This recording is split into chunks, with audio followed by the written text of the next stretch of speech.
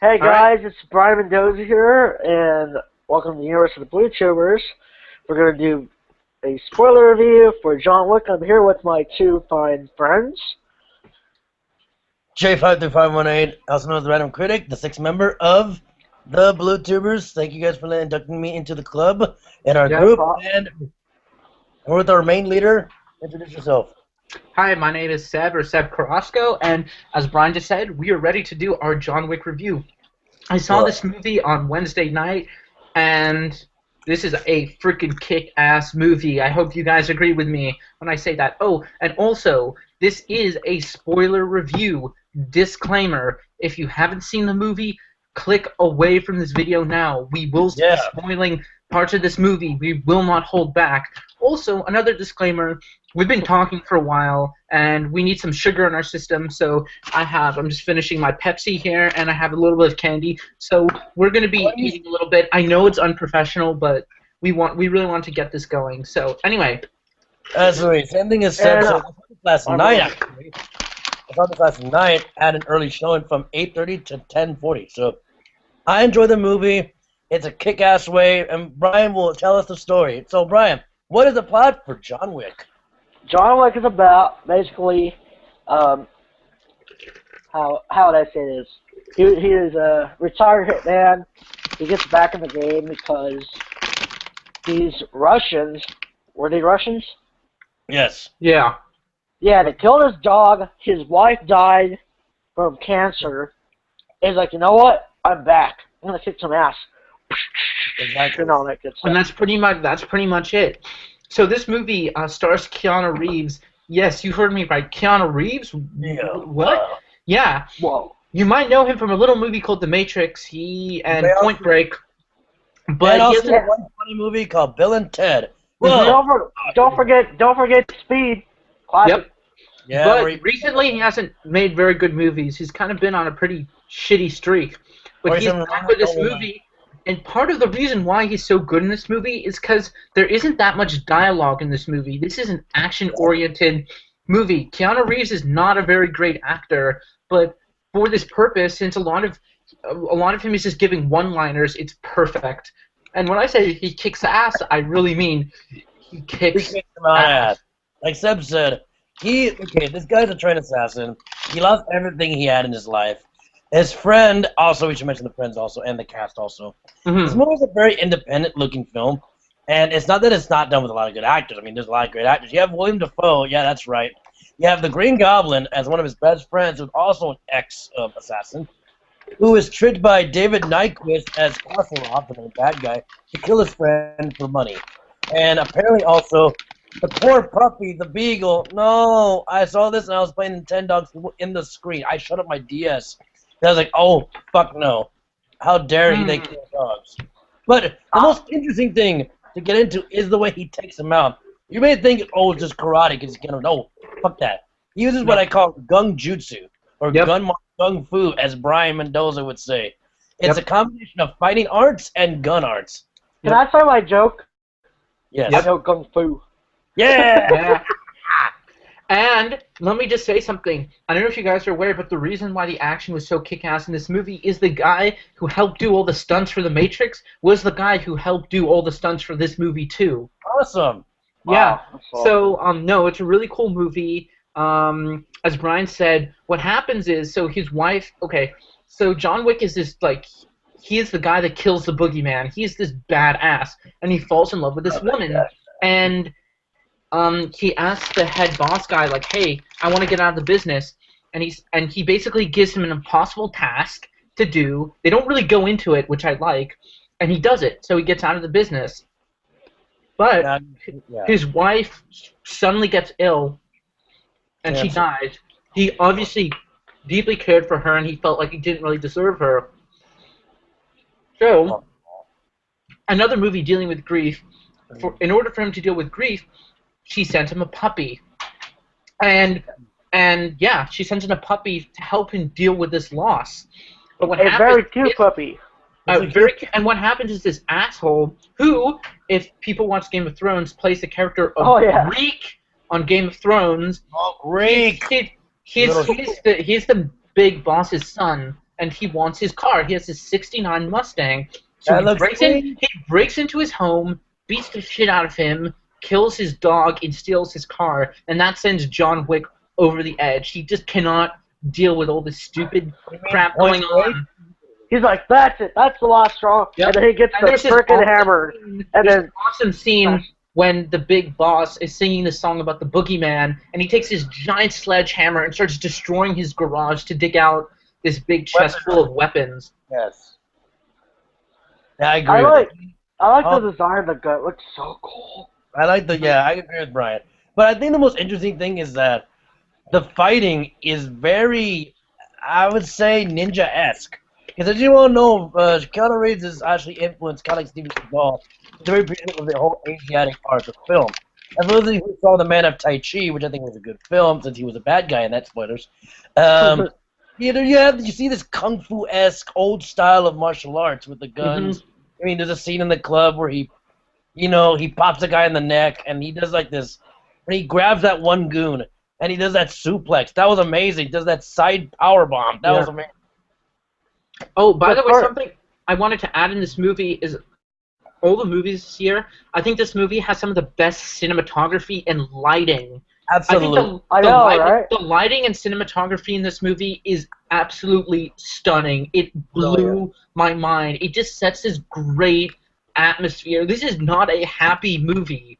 This is definitely not. This is a dark, gritty movie. Dissented, dementing. I like the idea. I agree with that. I agree with Seb and Brian. Good job, but what I like is that the Capitol Hotel, the home for businessmen, is turned into this dark underworld full of gangsters and all these bad guys. And that's what I like it. The whole techno music, the aura, it gives this very unworldly, bad feeling you have. Like you shouldn't be there. And talking about aura, I think the music in this movie was awesome. The soundtracks that they used is this like dark rock. It's this dark rock, and makes you feel angry inside. It's hard to explain. It makes you feel like you're ready to go to a one-man war against the bad guys, like John Quite Die Hard. But seriously, no, the cinematography and the lighting in this movie is unbelievable. It's really, really good, and it just gave this really eerie atmosphere that I haven't felt since I saw Ghost Rider, which has, so, you know. I forgot to mention that the action scenes, they're well shot. Probably one of the best I've seen on film, action film in a while. I agree. Oh, I gotta agree with you guys. They're there. Also, you gotta mention some of the other actors. We gotta get to the cast because this movie has a very defining cast. I mean, like I said, William Dafoe. You have. I was surprised Ian McShane as the supporting Winston. You guys realize that John Leguizamo was on that one scene? Oh yeah, Aurelio, the car dealer. The sloth. Gee, Manny, I love the slap cars for drugs.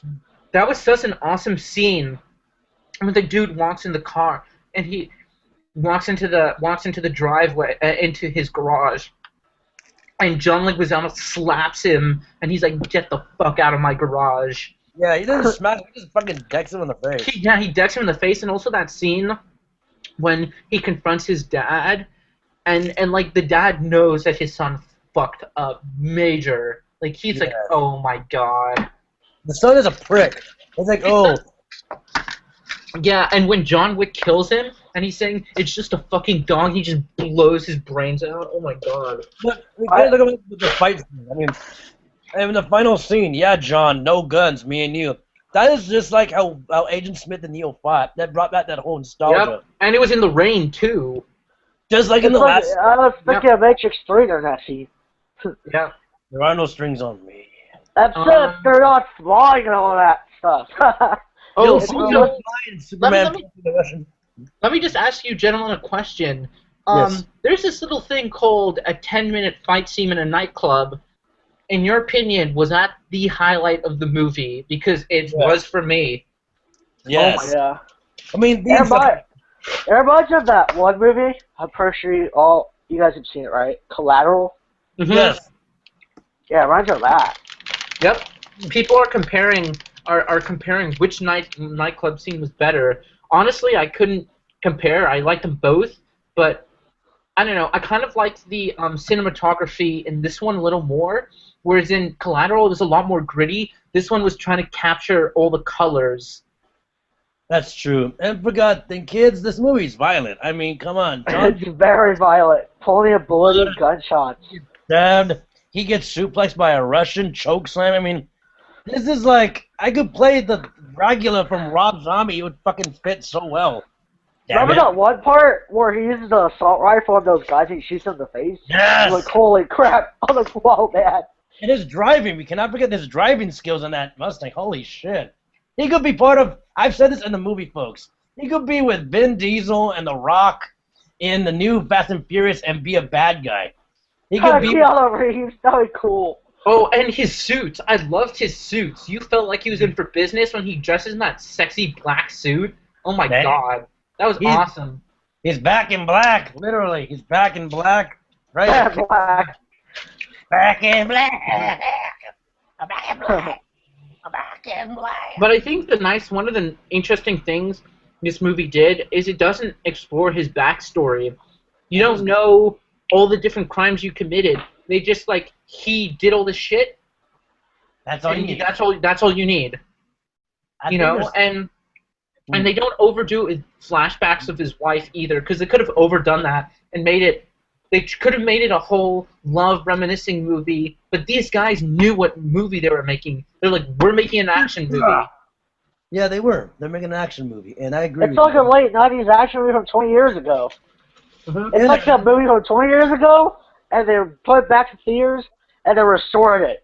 That's all. I'll just say that. By the way, you know who's also in this movie? The chick assassin. You fans out there might know her as Mockingbird on Agents of S.H.I.E.L.D. Oh yeah, she was in G.I. Joe Retaliation.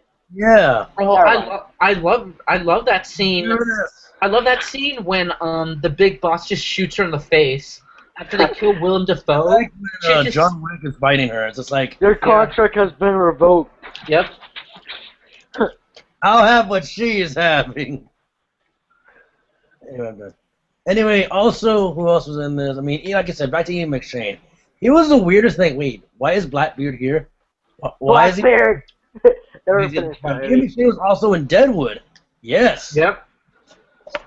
And he's also Hai Lung from Kung Fu Panda. Yeah. Oh yeah, I think he's in the movie Death Race, which I haven't watched yet. But yeah, he was a good casting choice as the wise kind of old dog that teaches Johnny not to do I think the interesting thing too is that how the whole mercenary assassin world had its own code. Yes. And they were kind of going with this theme of the young replacing the old, the new replacing the old. That they had this policy that when you're in the hotel, no business is to be conducted there. But all these younger assassins are like, fuck that, we're going to do what we want. Correct. I agree with you 100%. There's this kind of code of honor that you break it, you get fucked up. Yep. But I think it's also sending a message how people think that new replacing the old is a good thing. But in this movie, I think what they're trying to say is that's not necessarily the case. There is a limit to how much control you're needed. There's a point when things need to be done and things the old school way. So it's kind of a whole matter of time. Plus, you cannot forget that John Wick is not just a bad guy. He's kind of an anti-hero. Of course he's an anti-hero. He's like the Punisher. Or, yeah, this pays Ghost Rider, because, I mean, it's kind of his sin that he wasn't there for his wife. Yep. And he's the true spirit of vengeance. But Ghost Rider. Imagine Nicolas Cage was in this movie instead. My God. Oh, no. Imagine. No. Sean Connery. I mean, think about it. He was also Sean Connery could have played a really good bad guy in this movie. I mean, come on, 007 versus Neo. How the fuck would you not love to see that? The hunt for October. I can't see this guy. Yoshitoki Nakusa. I would like a vodka martini, shaken, not stirred. I would like myself a nice Buick. Fuck it. I'll get myself Anyway, back on track. I don't know if we have anything left to add to this movie, but do you think it's time to rate this movie? I forgot to add one more thing. Why did Orjira, or whatever the heck you want to call it, make more money in this movie? Please support this movie. I want this one to make Yes, guys, seriously, please support this movie. Oh wait, I want to add another thing too. I think the run length was perfect. It accomplished what it needed to do, and they didn't. Yeah. I'm gonna give my final review.